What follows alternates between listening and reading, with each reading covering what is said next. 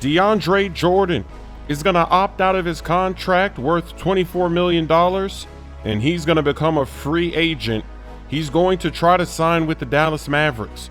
It was earlier this week that DeAndre Jordan was considering just staying and keeping that money, and hopefully the Mavericks would be able to make a trade, but the Clippers, they were being picky. They did not want to take back any of the players that the Mavericks offered.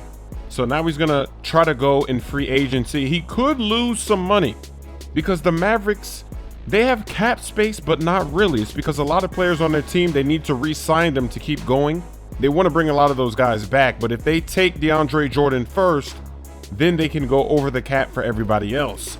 But they don't really have cap space, because if they did, then they'd be looking at somebody like LeBron James, but they're not even trying to go after LeBron or any of the other big name free agents. So most likely, DeAndre Jordan, he's going to lose some money here by opting out.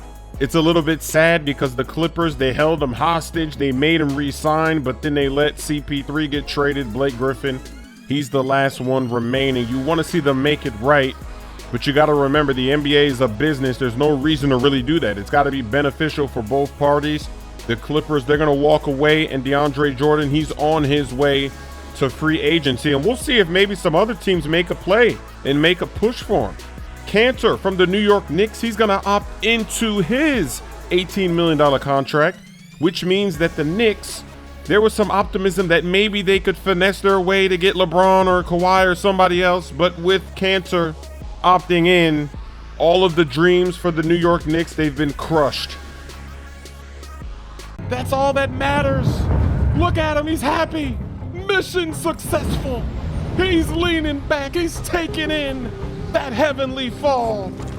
He did it for the glory. That's beautiful. See, a human negotiator would have never done that.